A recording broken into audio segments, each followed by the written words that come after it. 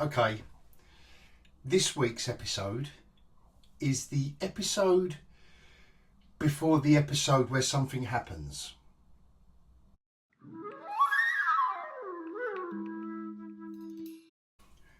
Bonjour.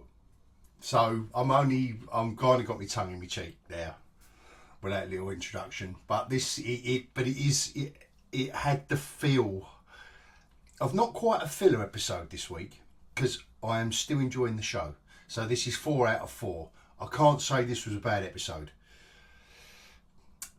but there's a difference between being gripped by the story, the series, whatever you want to call it, and kind of not hanging on but watching. And I did get I was a little bit like that this week, but nevertheless watched it all the way through and thoroughly enjoyed it. So I don't know if you're kind of understanding where I'm at with this week's episode. It carried on with that superb what you would call world building, but it's not. It's just creating that environment, that starkly barren, silent landscape that exists between the centres of population. They camp out in the woods, and I've got to admit it was tense. I was thinking, oh, they've just said, Joel's just said to Ellie, no, you've got nothing to fear out here, they don't come out here and blah blah. I was thinking, does that mean something's anyway, their relationship in this episode was, I know it's at the heart of the story, but I think this episode was to see Joel's character warm to the audience and to Ellie, because he ends and at the end of the episode, and I know I'm kind of doing this out of order, but I just want to do the character stuff first because it obviously is Joel and Ellie's journey. And by the end of this episode, he's having a laugh at one of her. She's got this book of puns and jokes and riddles. And at the beginning of the episode, he's typical Joel, and we have seen him, leaning into having some kind of relationship with, with Ellie. But in this episode, we're kind of there.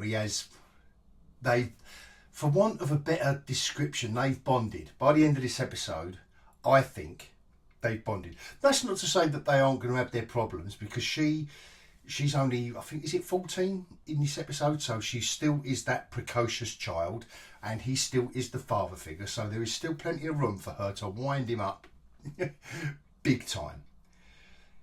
But that element of this series, I'm really enjoying. I really am enjoying. They reach a town in their journey. They have to divert because they've got, and again, that was quite a tense scene. So they come to like an underpass where it's all been blocked off, and the traffic, all the rusty cars are everywhere and skeletons in the cars.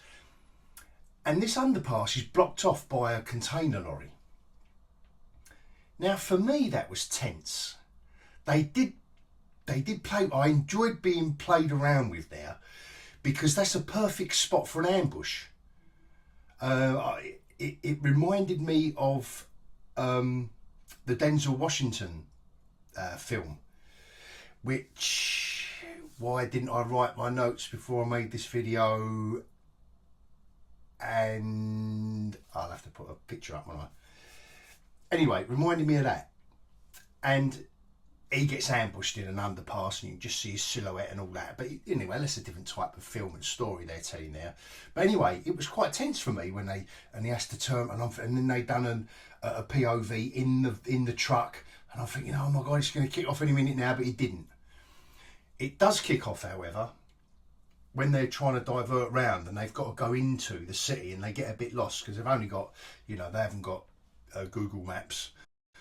There are other map services available. They've just got their A to Z, and they're getting lost and then you see you know, someone's going, help me, help me. And now it's obviously the ambush time. And a firefight ensues, which I will say was done really well. The sound design, again, you know, like I mentioned, the world building in the environment. So the CGI and the production design, guys and girls on that side of it, all just absolutely superb. Sound design as well, with the bullets hitting the metal of the pickup, and everything being, even Ellie's playing with a gun at the beginning of the episode, and even the bullet hitting the floor. It's just gorgeous sound design, and I am a big fan. I'm a big fan of good sound design. And it was quite a brutal and visceral exchange of gunfire. So when he crashes the truck through this shop, and they have to take cover. You know, just like I say, just that sound design, and then you've just got the voices in the background. And there's only two of them at this point. I thought was really good. Just this firefight, and it shows Joel's vicious side when he, you know, Ellie saves Joel from being like strangled with the gun that we saw at the end of the last episode, and what she's playing with at the beginning of this one, which leads to, but he murders this guy because she's only wounded him. Saved Joel's life by wounding this guy, but off screen, the sound design, we hear the murder. He tells her he's still treating her like the child, like the surrogate daughter that was obviously murdered in the first episode, which is just nice. These, you know, it's resonating. It's making sense. And then we're introduced, and then from there, these three guys, so he's murdered them all. He's done them all. They're on the run now in the city because there's punctured tyres on the truck. They've got to abandon it, make their way into the city and hide. And now we're introduced to a new, like the new villain of the week kind of thing. And this is, from what I know, from what I've been told by my, you know, people that play the games that I ask certain questions of, is that this is a completely new character called Kathleen. And she's the head of the raiders in this city. You know, like the kind of feral group of humans that are existing. And I've got to admit, I did roll my eyes at another female boss. Now, I know it's a white heterosexual man as the lead of this show, but I've got to admit, I am going to go there. I am going to go there because this Kathleen, and she's not coming across as someone, not yet anyway. They do kind of show her shooting an old boy in the head, this doctor that she's interrogating when we first see her. So we kind of, oh, does that make her violent? But she's not coming across as someone who, cause you've got all these armoured men with machine guns and all the gear and all that on, and they look like they can handle themselves. And she's just a normal woman. I can't see it yet, how she rose through the ranks to be the leader of this disparate group of people in a post-apocalyptic city. And again, it had to be a woman. So, all, you know, apart from Joel, all we've seen are either gay or women bosses, gay men or women. And I don't know, that felt a little bit, oh, come on. If anything, if you want to do these little nods to how the world works at the moment, you would make more of these bosses men and use that as a storyline to highlight what went on post-apocalyptically as opposed to what was in the real world, because that is the real world now. And if you want to rail against it, well, highlight it in shows like this. Don't just do some wish fulfillment and keep making every boss a woman.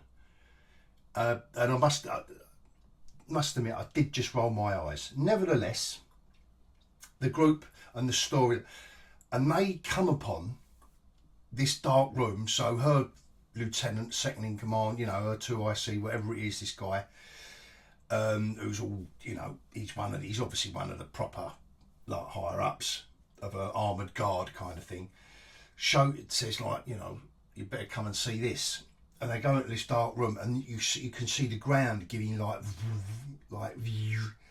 reminded me of Tom Cruise War of the Worlds film, the Spielberg one, where they was underground and they were shifting the weight of and it just sunk, and the Martians come out. Reminded me of that, but done very well.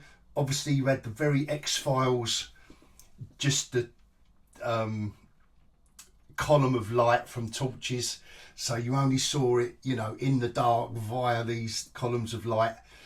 Nothing wrong with that. So that was a nice portent of doom for another episode, which was very nice.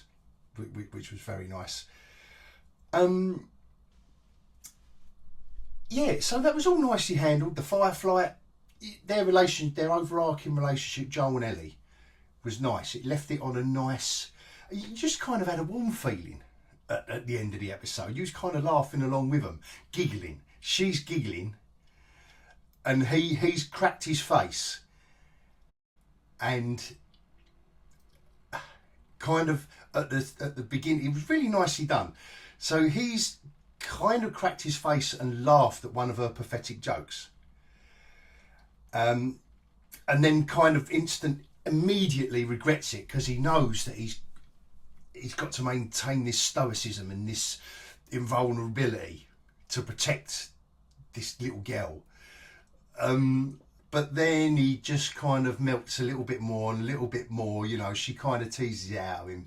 And it was very, very nice end to this, episode. The only other thing I would say is, so that's kind of it for this episode. Like, there's not really a lot. And I hope, you know, by mentioning the Kathleen, the new character that they've introduced, into this, that doesn't put anyone off. It shouldn't put you off. That's just my pure personal opinion about, all right, now that's enough. That's enough girl bosses now. That's enough. For me, anyway. For me. And the only other thing before I go is the one thing I did miss in this episode, and I did say it in the previous three, I did like the prologues or the flashbacks. Like, obviously last week was more or less an entire flashback, really. But they did kind of give us, like I say, with the environment and the world built at the beginning of this episode. It's obviously montages of landscapes and that, but it's not quite the same as, you know, the news class from episode 1, or, you know, just those lean into, or the prologue in episode 2 where they're in Jakarta or Shanghai, was it, where it all starts off. It was, I did miss it. Somehow this episode was lesser for it, and I'm only saying that, and as I'm saying it, I'm thinking, well, I must have really enjoyed that element of this world building, even though they are doing a good job. And this is still four decent episodes of TV. So on that note, I think that is about it. Like I say, another good episode. I will bid you adios.